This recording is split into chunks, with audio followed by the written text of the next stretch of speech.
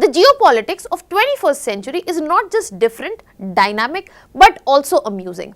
Because where we see not just concentration on land and maximizing of resources through diplomatic relations and countries, but here we see the focus on controlling the narrow sea of lanes which control the global trade. Up and until today, it was about Strait of Hormuz, Bab el-Mandeb Strait and Suez Canal, and now it is about Strait of Malacca as well.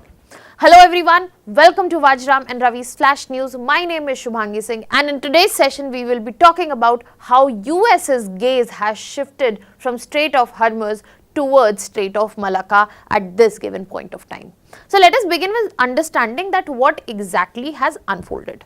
Starting with understanding that what exactly has brought this idea that US has shifted towards Strait of Malacca, the concentration of US has shifted towards Strait of Malacca. This comes from the fact that US and Indonesia both have signed a major defense cooperation partnership, and it is not just about this partnership, it is about what it provides. It provides overflight access for American military aircraft. Now, such kind of access will give US the greater ability to keep an eye on Strait of Malacca, which is a very important global choke point for trade altogether. Now, this is where we have to take in consideration that US is strategically looking to focus and control or have accessibility to the choke points, because they don't want to see what they are seeing today with special reference to Strait of Hormuz. Now, when we are talking about strait itself, this is very important. We have discussed this previously as well, especially when we are looking in and around India. Multiple choke points. Strait of Hormuz we already know, Bab el-Mandeb Strait we have discussed, Suez Canal.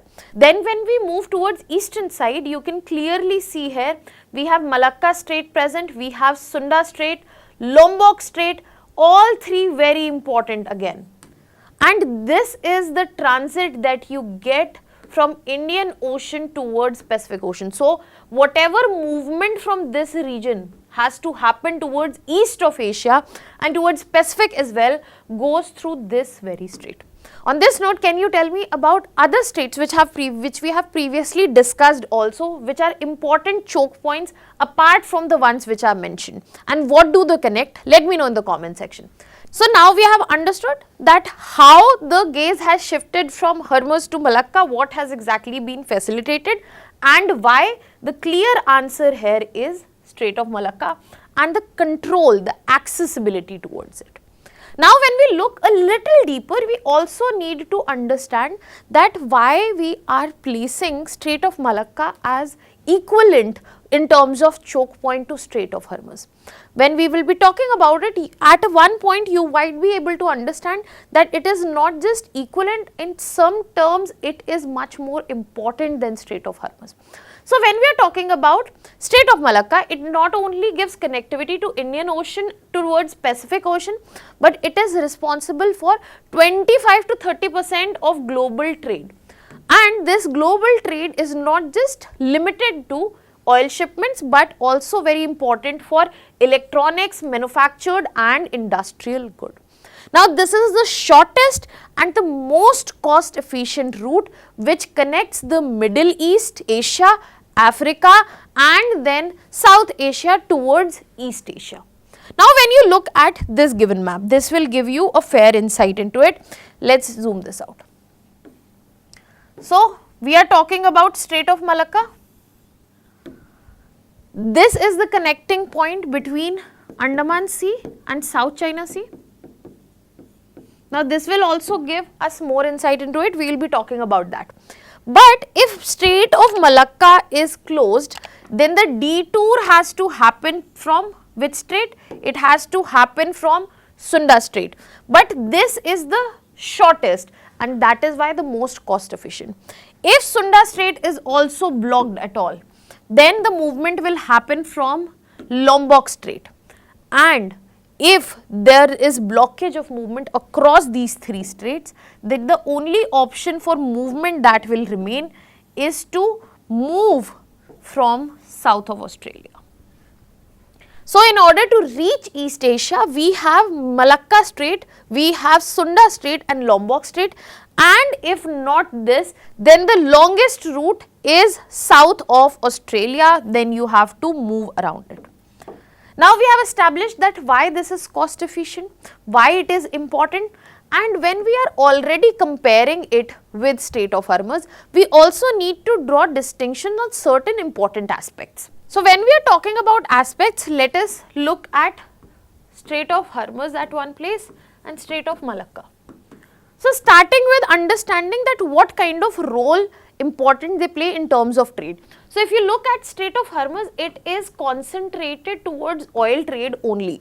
But Strait of Malacca, we have discussed that multiple cargoes are processing and they are not only concentrated towards only one sector.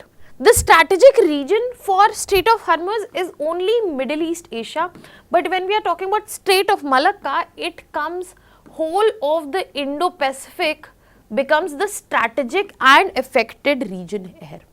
Vulnerability when we are looking at Iran-US tension has highlighted that stakeholders around it remain vulnerable, but at the same time such vulnerability can be seen at Strait of Malacca as well, because it is a narrow choke point and there are piracy risks which are also present, and then this is where we get to see that the stakeholders are again not US's best friend, especially when we are talking about China.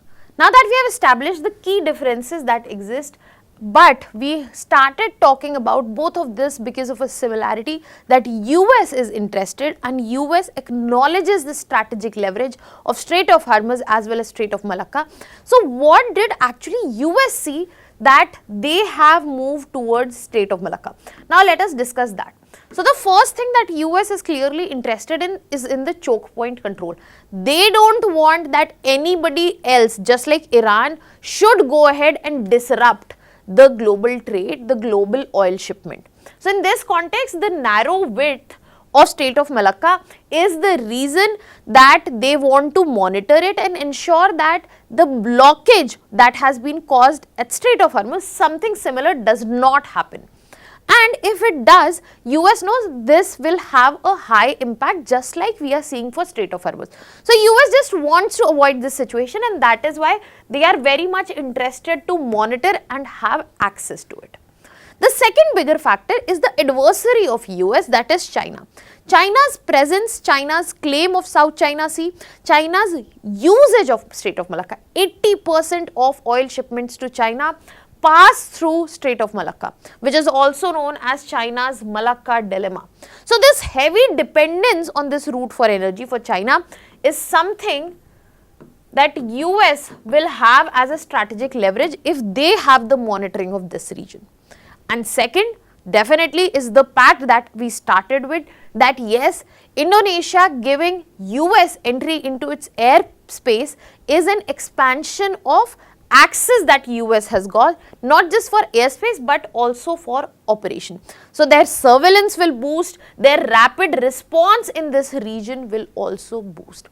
And you also have to clearly connect it to what, that how US has been very keen towards the Indo-Pacific synergy. They wanted partners, that is why they have been part of Quad, and this is something that aligns with US's vision of how Indo-Pacific region should remain in their control. US's friendship and strategic partnership towards India is also much oriented towards countering China. So similarly here also the presence, the idea is for own advantage, yes, but another bonus benefit that clearly comes from here is making sure that China remains limited in its sphere. Now let us come to another important factor across what we have been discussing about our country, that what India is set to gain or to lose from this particular pact that has been signed. So as of now, it seems like that India is set to gain, India is set to have advantage because of the geography, how and where it is located. So the first thing here is the Andaman and Nicobar Islands present very close to Strait of Malacca. So if you clearly see, this is Andaman and Nicobar Islands here we have, and then we have Strait of Malacca's entrance. And there are multiple channels which you need to remember from the perspective of your exam. The movement occurs through this 6-degree channel, as you can clearly see, which is very close to Nicobar, and it happens within the contiguous zone of India which is present. Furthermore, when we are looking at other important commercial routes, we have 9-degree channel between Lakshadweep and Minicoy. Then Minicoy and Maldives, we have 8-degree channel also present. Furthermore, 10-degree channel between Little Andaman and Car Nicobar. Ruthless Islands and Little Andaman, we have Duncan Passage.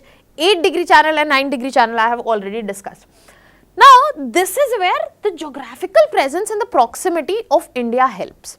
Furthermore, in this context, you also have to look into the capabilities that India has present in this very region. I am talking about Andaman Nicobar Island. You can clearly see NAS Shibpur. Then we have Tri-Service Command in Port Blair. Then if you look at Car Nicobar, we have Kamek Air Force Base, and then we also have INS Kardeep and NAS Baz deployed all across here. So the capabilities, tri-service, not just one singular service, tri-service are deployed here. And then this is the place when I am trying to show the choke point is not just in terms of the global trade that we have been talking about, the oil shipments, but also the sea lanes of communication, because you can clearly see here Strait of Malacca, heavy sea lanes of communication passing by here as well. So in this context, India gets to have a very strategically advantage placed here, and it will play that strategic role with helping the surveillance, monitoring the sea lanes and supporting the Quad cooperation which is actually required here. And most importantly, countering China's presence across this region, China's claims across this region, because that is one of the most important agenda if we look at Quad cooperation as well. Now, when we are looking at the brighter side, we also need to understand there can be consequences to it. China will not take this lightly. There can be increased regional instability. There can be excess pressure, especially when we are talking about strategic autonomy in this context. India has tried to maintain neutrality and stand based on issues, but in this context, it might compromise on the strategic autonomy as well.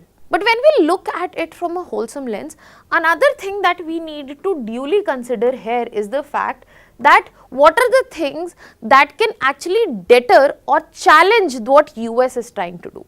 So the first thing that we need to consider here is that the countries which control the channel. So it is not one single country, rather we have 3 countries, Indonesia, Malaysia and Singapore. Now when we are talking about their sovereignty, it will be compromised if an external factor and comes and controls that. The sovereignty concerns and the foreign presence might be disturbing to the other stakeholders, because this pact is only with Indonesia. Apart from that, economic reliance on the uninterrupted trade is going to be a bigger challenge. And if US wants to come here, monitor, protect, they also have to be aware of risk and they also have to manage those risks such as piracy, militarization, and if trade is disrupted, US will be held responsible, just like in the situation that we are saying for Strait of Hormuz. So as of now, what seems like a big gain on US hands might be a bigger gamble in coming time, because if the regional autonomy is compromised, probably what US is trying to do out of this might not be achieved. From context of India, we have talked about advantages, we have talked about risk. What should be the way forward? India needs to strengthen its presence further. India needs to focus on infrastructure development and definitely on making sure balancing the partners, keeping the equations right, keeping the diplomacy right, because that is going to come into favor when we do not have the physical assets to play out their role. What are your thoughts on this? Let me know in the comment section. I will be leaving you here with a prelims practice question. I will be leaving you here with a prelims practice question. Let me know the answer in the comment section. I have already discussed the answer when we were discussing the whole session. Let me know. That was all from my side. Thank you so much.